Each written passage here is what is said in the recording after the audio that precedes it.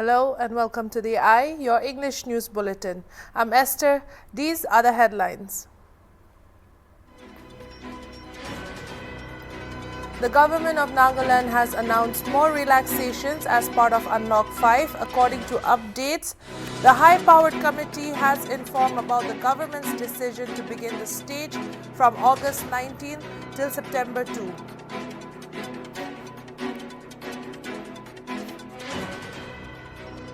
The PDA government, led by the NDPP and its ally, the Bharatiya Janata Party, has now been renamed the Nagaland United Government after principal opposition party, the Naga People's Front, has joined the fold.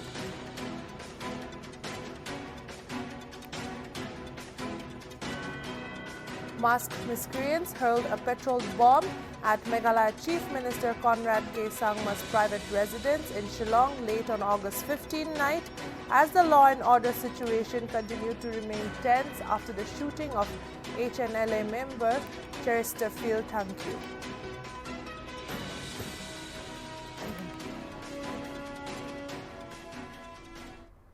Now for the news in details. The government of Nagaland has announced more relaxations as part of Unlock 5. According to updates, the high-powered committee has informed about the government's decision to begin the stage from August 19. The committee's spokesperson, Munnomo Kikon, tweeted that the HPC has decided to go for Unlock 5 till September 2. According to his tweet, the stage will entail 100% attendance for government officers, while it will be 50% for other government employees. Further, gymnasiums will open with 50% attendance, he tweeted. The Nationalist Democratic Progressive Party, its People's Democratic Alliance partner Bharatiya Janata Party and the Naga People's Front have jointly resolved to work towards a promotion of a resolution of the Indo-Naga peace process. The three groups issued a joint statement on August 16 Monday, giving assurance that they will work towards promoting the peace talks to resolve the Indo-Naga political issue. For the purpose of actively facilitating the Naga political issue towards achieving an inclusive, acceptable and honorable solution, the political parties, including 2 independent MLAs, have resolved on a number of terms, the statement said. The first one is that the political parties will aim at promoting the Naga peace talks in the interest of achieving peace and to move forward under a positive environment that is conducive toward finding a political solution at the earliest time possible, the statement said. The statement also said that the parties will appeal to the Naga political groups to make serious efforts towards unity and reconciliation. The parties will also ensure unity of its members in the Legislative Assembly towards the issue and make all possible endeavors to achieve the objective, the statement stated. Further, the resolution stated that the political parties shall encourage and impress upon the Government of India and all the negotiating parties to bring about a solution to a logical conclusion at the earliest. The political parties shall stand together towards achieving the goal of an acceptable settlement, the resolution stated. Union Minister of State for Education and External Affairs, Dr. Rajkumar Ranjan Singh, has reached Dimapur on August 16 on his 2-day visit to Nagaland. Political leaders of the state, Bharatiya Janata Party leaders and other officials received him at the Dimapur airport. During his 2-day visit, he will be meeting with church leaders, non-government organizations, students' organizations and civil society groups. After reaching Dimapur airport today, he proceeded to Tilakha Village Baptist Church to attend a program, updates informed.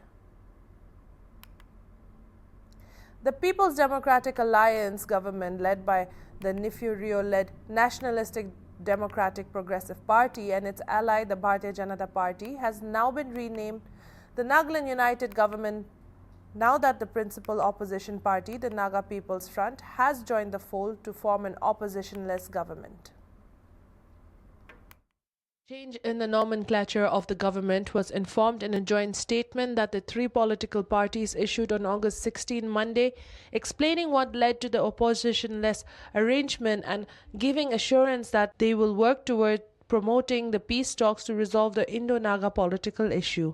According to the statement, the Naga political issue is a crucial matter which has been pending since decades, and to achieve a peaceful and amicable political solution, the parties to this resolution, which constitute all the members of the Nagaland Legislative Assembly, have resolved to stand united.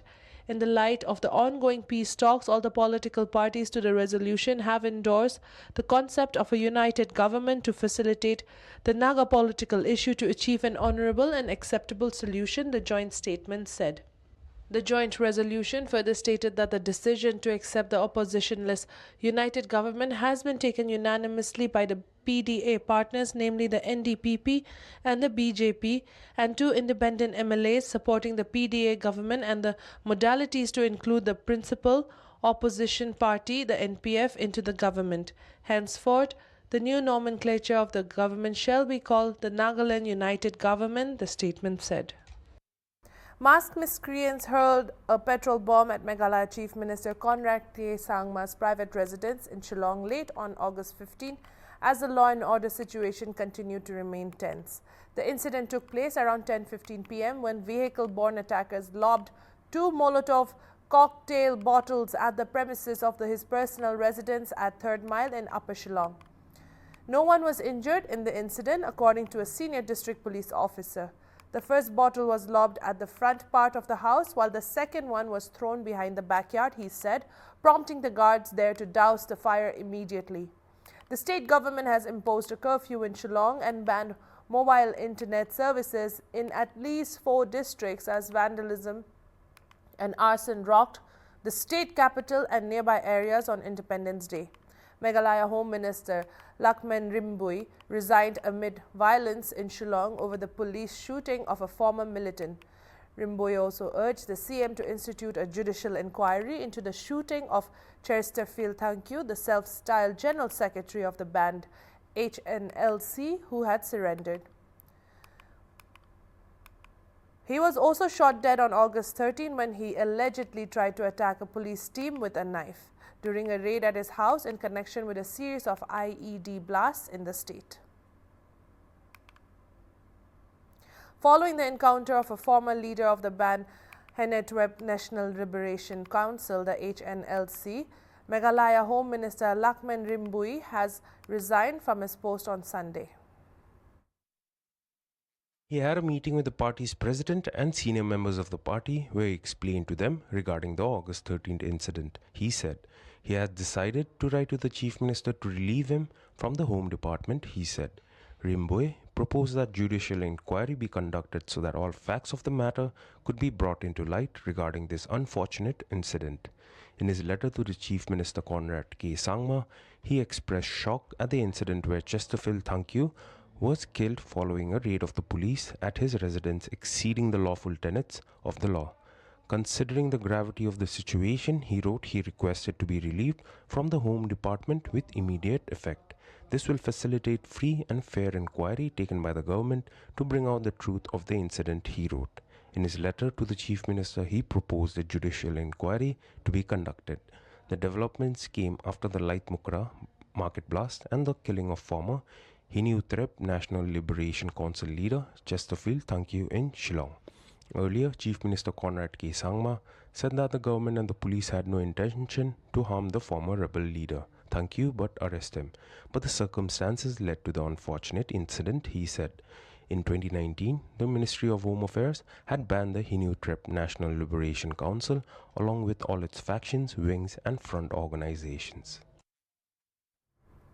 On the occasion of the 75th Independence Day of the nation, Governor of Nagaland R.N. Ravi said that the state is better prepared today to meet the COVID-19 challenges, citing that after getting technical and financial assistance from the center, the state government has made significant capacity building in the health sector to combat the COVID pandemic. The Indian diaspora abroad and voluntary organizations have also helped significantly by reaching out to our people in far-flung areas with medical and humanitarian assistance, Ravi said, while also having installed and commissioned several oxygen plants and adding significant number of hospital beds, while also ensuring no scarcity of essential medicines. Appreciating the state's district task forces, doctors, nurses and other hospital staff, both in government and private sectors. Ravi maintained that they have risen up to the challenges and their services are worthy of appreciation.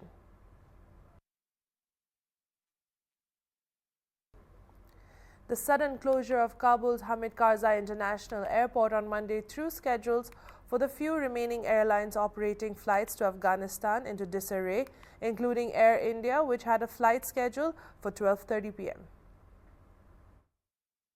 Or notices to airmen. Official notices containing essential information on flight operations issued on Monday morning by the Afghanistan Civil Aviation Authority said the civilian side of Hamid Karzai International Airport or Kabul Airport was closed until further notice and that Kabul's airspace has been released to the military. The second NOTAM advised all transit aircraft to reroute and cautioned that any transit through Kabul airspace will be uncontrolled.